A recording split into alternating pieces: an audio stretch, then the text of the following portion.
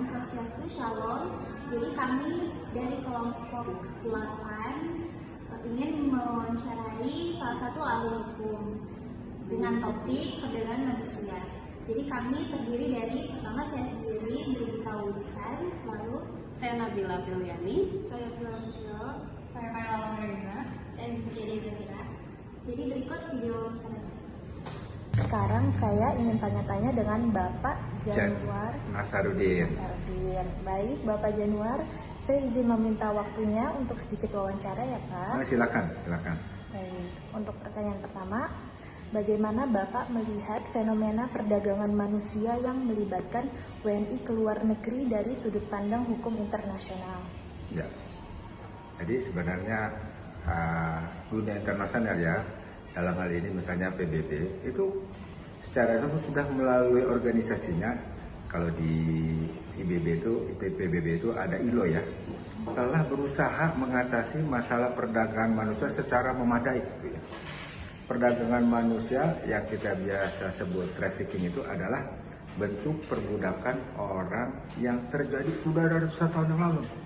Udah banyak nih korbannya, misalnya tadi orang bahasa Indonesia ya, zaman dulu tuh ada TKW, TKW ya, kerja wanita yang TKI juga bisa ya.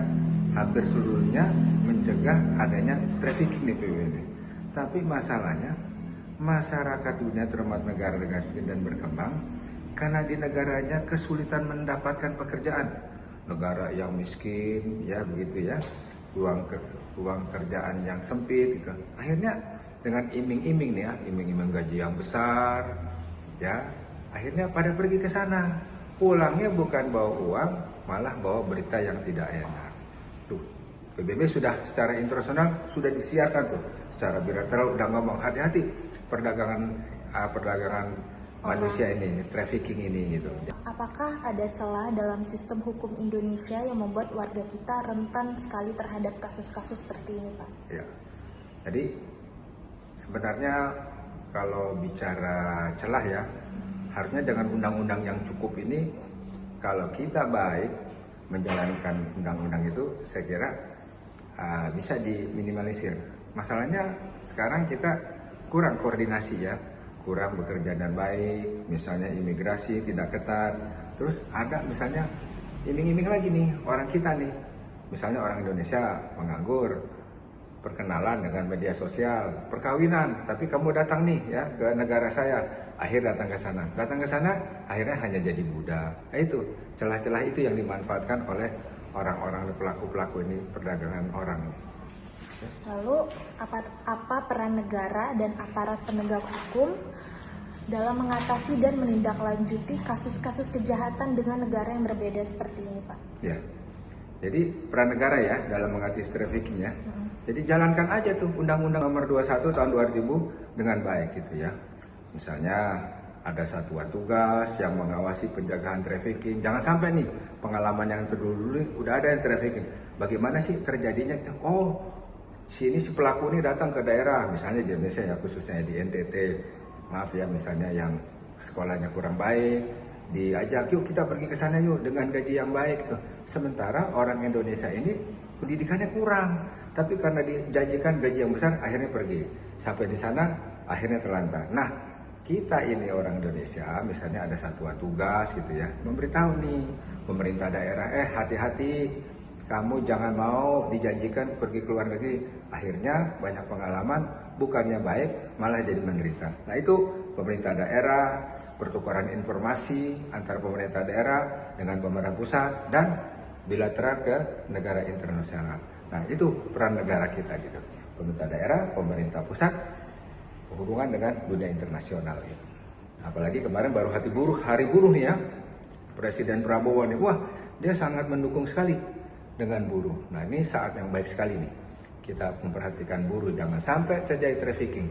Di Indonesia banyak tenaga kerja, banyak lapangan kerja sebenarnya gitu. Apakah kerjasama hukum internasional antar negara seperti Indonesia dan Kamboja itu sudah berjalan efektif, Pak? Nah, sebenarnya gini ya, efektif gitu. Efektif, perjanjian itu sudah dilakukan secara bilateral ya, antara Indonesia dengan Kamboja. Apalagi baru-baru ini ya, tentang tenaga kerja orang Indonesia dikerjakan yang di Kamboja, yang tentang judi online ya gitu ya, judi online, terus mungkin ada prostitusi, penipuan di sana gitu ya. Itu sudah dijalankan sebenarnya gitu ya.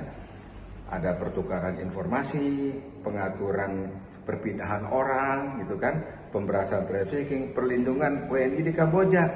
Kerja sama Indonesia juga sudah mencegah itu. Jangan sampai terjadi seperti di Kamboja. Ya, tapi kan masalahnya begini lagi, kembali lagi nih. Udah berjalan tuh efektif ya gitu ya. Udah berjalan efektif. Masalahnya lagi individunya sendiri nih, individunya sendiri yang mau pergi ke luar negeri, mau cari pengalaman, mau gaji besar. Nah, akhirnya berangkat ke sana terjadilah tindak pidana perbudakan ya, trafficking itu. Tapi bukan masalah orang miskin aja, ternyata salah satu yang dari partai penguasa ini nih, yang di Jawa Timur, sampai dia juga tertipu di Kamboja. Sampai ada di media sosial, dia ngomong minta tolong sama presiden untuk dipulangkan. Belum lama ini kira-kira ada 100 orang lebih ya. Nah itu dikembalikan. Nah itu sebagai bentuk kerjasama efektif bilateral antara Indonesia dengan Kamboja. Apakah ada pesan yang ingin Bapak sampaikan kepada masyarakat Indonesia, terkhususnya generasi muda, apalagi Gen Z zaman sekarang nih, yang mudah sekali termakan iming-iming pekerjaan ke luar negeri dengan gaji yang cukup tinggi, agar kasus-kasus seperti ini tuh tidak terulang kembali? Ya, tadi kan dikatakan sekarang kan ada media sosial ya, jadi nah anak-anak muda sekarang kan Gen Z bilangnya tadi ya gitu. Nah itu kan lebih ngerti ya, lebih paham tentang IT gitu. Nah dari pengalaman kejadian yang sudah ada, tuh bisa baca tuh di IT nih ya gitu ya, di media sosial. Wah, rupanya kerja di luar negeri itu tidak menjamin. Kenapa kita sendiri orang Indonesia nih nggak bekerja di Indonesia, memajukan negara sendiri? Nah untuk anak muda nih ya, itu yang masih perjalanan masih panjang, ayolah sekolah yang benar, bekerja yang benar, yang jujur. Belajar. Walaupun banyak uang, kalau nggak belajar, nggak baca buku, nggak bakal pinter. Itu harus belajar, baca buku ya. Jadi kalau kita nih ya, saya pengalaman gitu, artinya gini, pengalaman nih hidupnya. Enggak, itu bisa kita kalahkan semua. Semua bisa kita kalahkan, asal kita mau belajar. Jadi kita ototnya yang kuat lah, anak muda yang sana. Ayo anak muda, bekerja di Indonesia, jangan mau jadi korban trafficking. Nanti merugi. Di Indonesia banyak. Ayo bangun negara kita sendiri. Ngapain kita kerja di negara orang lain? Mudah. Belajar yang baik, kerja yang baik, Indonesia maju. Terima kasih banyak ya untuk Bapak Januar. Ya. Setelah menjawab beberapa pertanyaan saya, terima kasih banyak. Ya. Semoga sehat selalu ya Pak. Amin. Semoga anak muda kita Indonesia juga sukses selalu. Bahagia selalu ya, kerja di Indonesia, jangan keluar negeri lagi ya. Yuk, assalamualaikum warahmatullahi wabarakatuh.